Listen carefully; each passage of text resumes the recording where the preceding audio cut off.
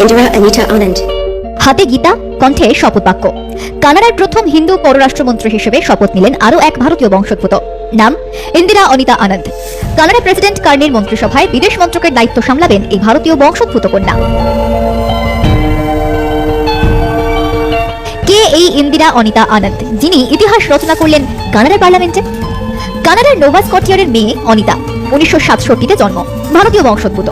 তার বাবা ছিলেন তামিল আর মা পাঞ্জাবি। দুজনেই পেশায় ডাক্তার ছিলেন। বাবা VA সুন্দরম ভারতের স্বাধীনতা আন্দোলনের একজন শহীদ ছিলেন। অনিতারা 3 বোন। তার বড় বোন গীতা আনন্দ টরন্টোর একজন কর্মসংস্থান আইনজীবী এবং তার ছোট বোন সোনিয়া আনন্দ ম্যাকমাস্টার বিশ্ববিদ্যালয়ের একজন চিকিৎসক এবং গবেষক। অনিতা 4 সন্তানের মা। 1985 সালে আনন্দ অন্টারিওতে যান কুইন্স ইউনিভার্সিটি থেকে রাজনৈতিক বিষয়ে স্নাতক ডিগ্রি অর্জনের জন্য। 1989 সালে রাজনৈতিক বিষয়ে গোল্ড মেডেল পান তিনি। এরপর আইন বিষয়ে পড়ার জন্য অক্সফোর্ডের ওয়াথাম কলেজে যান। অক্সফোর্ডে পড়াশোনা শেষ করার পর তিনি নোভা স্কটিয়াতে ফিরে আসেন। ডালহৌসি বিশ্ববিদ্যালয় থেকে কানাডিয়ান আইন ডিগ্রি অর্জনের জন্য এবং টরন্টোতে লেখাপড়া শুরু করেন। রাজনীতি অনিতার চেনা ময়দান। 57 বছরের এই রাজনীতিক 2019 সালে প্রথম কানাডার পার্লামেন্টে পা রাখেন। এরপর মন্ত্রিসভার 4টি গুরুত্বপূর্ণ পদের দায়িত্ব সামলেছেন তিনি।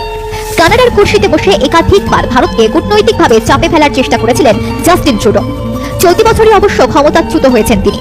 আপাতত কানাডার প্রধানমন্ত্রী পদে মার্ক কার্নি।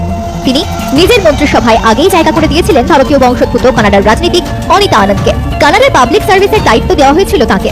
এরপর করোনার সময় ভ্যাকসিন দেওয়া থেকে শুরু করে সুরক্ষা ব্যবস্থার জন্য তৈরি কানাডার বিশেষ মন্ত্রকের দায়িত্বও গিয়েছিল অনিতার হাতে। জাতীয় প্রতিরক্ষার মতো গুরুত্বপূর্ণ মন্ত্রকের নেতৃত্ব দিয়েছেন তিনি। সেই সময়ে রাশিয়া ইউক্রেন যুদ্ধে জেলেন্সকির দেশকে সাহায্যে উল্লেখযোগ্য ভূমিকা নিয়েছিলেন অনিতা আনন্দ। রাজনৈতিক জীবনের আগে আনন্দ টরন্টো বিশ্ববিদ্যালয়ের আইন অনুষদের একজন অধ্যাপক ছিলেন, যিনি কর্পোরেট গভর্নেন্স এবং পুঁজিবাজার নিয়ন্ত্রণে বিশেষজ্ঞ ছিলেন। 2023 সালের জুলাই মাসে তাকে প্রতিরক্ষার পরিবর্তে ট্রেজারি বোর্ডের দায়িত্ব দেওয়া হয়। এরপর 2024 সালের সেপ্টেম্বর মাসে তাকে কানাডার পরিবহন এবং আন্তর্জাতিক বাণিজ্য মন্ত্রীর দায়িত্ব দেওয়া হয়। এই দায়িত্ব পাওয়ার পরেই কানাডার রেল এবং সড়কের উন্নতির জন্য উল্লেখযোগ্য কাজ করেছেন তিনি। হাতে গীতা রেখে শপথ বাক্য পাঠ করেন কানাডার নয়া পররাষ্ট্রমন্ত্রী অনিতা আনন্দ। আপনারা তুলসী গাবার্ডকে চেনেন, ট্রাম্পের মন্ত্রিসভার গোয়েন্দা প্রধান তিনি। আপনারা উষা ভেন্সকে চেনেন, যিনি কিনা second lady of America. Hindu মহিলাদের দাপট দেখেছে গোটা বিশ্ব। এখন আপনারা অনিতা আনন্দকে চিনলেন, জানলেন তাঁর কর্মজীবনের দাপট। এনারা প্রত্যেকেই ধর্মপ্রাণ হিন্দু। গীতা হাতে শপথ বাক্য পাঠই কিন্তু সেই বার্তা দিচ্ছেন।